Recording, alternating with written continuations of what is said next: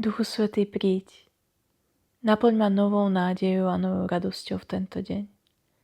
A prosím ťa o milosť čítať toto sväté písmo. To ty sa prihováraš môjmu srdcu skrze toto slovo. A tak ťa prosím, aby moje srdce ožilo tým, čo mi hovoríš. Ján, 8. kapitola, 1. až 11. verš. Prvé čítanie je čítanie hlavou. Čím ma zaujalo toto slovo? Ktorá veta alebo slovo vystúpili do popredia? A čím ma zaujali? Ježiš odišiel na Olivovú horu. Ale zavčas ráno sa vrátil do chrámu a všetok ľud sa hrnul k nemu. Sadol si a učil ich. Tu zákonníci a farizei priviedli ženu pristihnutú pri cudzoložstve. Postavili ju do prostriedku a povedali mu: Učiteľ, túto ženu pristihli priamo pri cudzoložstve. Mojžiš nám v zákone nariadil takéto ženy ukameňovať. Čo povieš ty? Ale to hovorili, aby ho pokúšali a mohli ho obžalovať. Ježiš sa zohol a prstom písal po zemi. Ale keď sa ho neprestávali vypytovať, vzpriamil sa a povedal im: Kto z vás je bez hriechu, nech prvý hodí do nej kameň. A znovu sa zohol a písal po zemi. Ako to počuli, jeden po druhom, počnúc staršími, sa vytrácali, až zostal sám so ženou, čo stála v prostriedku. Ježiš sa vzpriamil a opýtal sa jej: Žena, kde sú? Nik ťa neodsúdil? Ona odpovedala: Nik, Pane. A Ježiš jej povedal: Ani ja ťa neodsudzujem. Choď a už nehreš. Čím ma oslovilo toto slovo?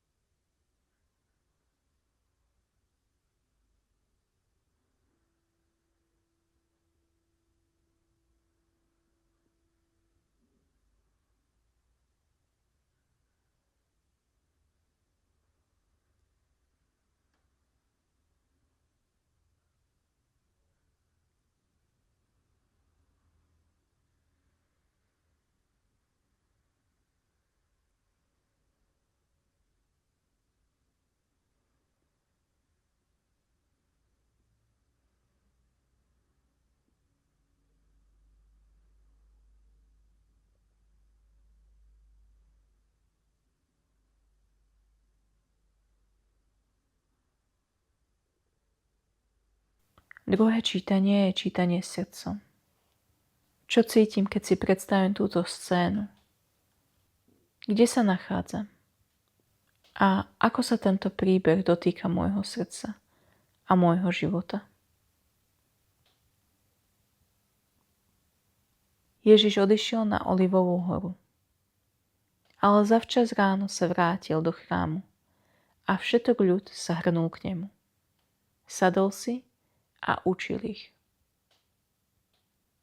Tu zákonníci a farizei priviedli ženu pristihnutú pri cudzoložstve. Postavili ju do prostriedku a povedali mu: Učiteľ, túto ženu pristihli priamo pri cudzoložstve. Môžeš nám v zákone nariadil takéto ženy ukameňovať.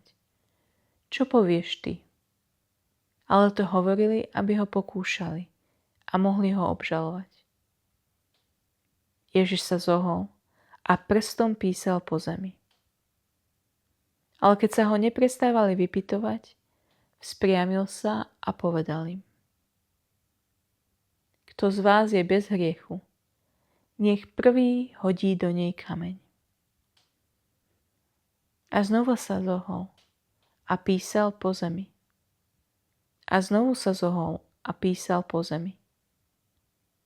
Ako to počuli, jeden po druhom, počnúc staršími, sa vytrácali, až zostal sám so ženou, čo stála v prostriedku.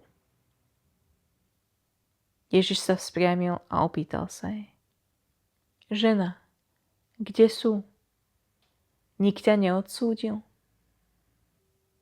Ona odpovedala: Nik, Pane. A Ježiš jej povedal: Ani ja ťa neodsudzujem. Choď a už nehreš. Čo cítim, keď počujem tieto slova?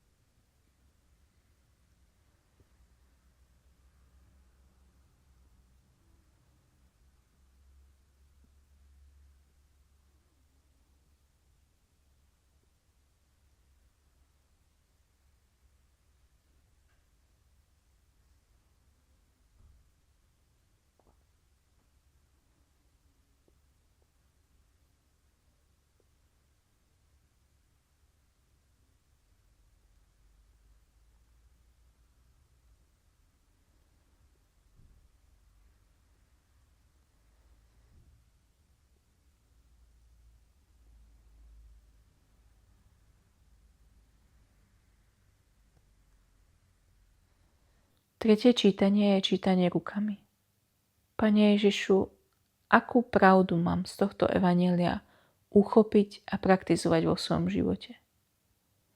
Je niečo konkrétne, k čomu ma voláš? Ježiš odišiel na Olivovú horu. Ale zavčas ráno sa vrátil do chrámu a všetok ľud sa hrnul k nemu. Sadol si a učil ich. Tu zákonníci a farizei priviedli ženu pristihnutú pri cudzoložstve. Postavili ju do prostriedku a povedali mu: Učiteľ, túto ženu pristihli priamo pri cudzoložstve. Môžeš nám v zákone nariadil takéto ženy ukameňovať. Čo povieš ty? Ale to hovorili, aby ho pokúšali a mohli ho obžalovať. Ježiš sa zohol a prstom písal po zemi. Ale keď sa ho neprestávali vypytovať, spriamil sa a povedal im: Kto z vás je bez hriechu, nech prvý hodí do nej kameň. A znova sa zohol a písal po zemi. Ako to počuli, jeden po druhom, počnúc staršími, sa vytrácali, až zostal sám so ženou, čo stála v prostriedku. Ježiš sa vzpriamil a opýtal sa jej: Žena, kde sú? Nik ťa neodsúdil? Ona odpovedala: Nik, Pane. A Ježiš jej povedal: Ani ja ťa neodsudzujem. Choď a už nehreš. Pane Ježišu, pomôž mi aplikovať toto slovo vo svojom živote.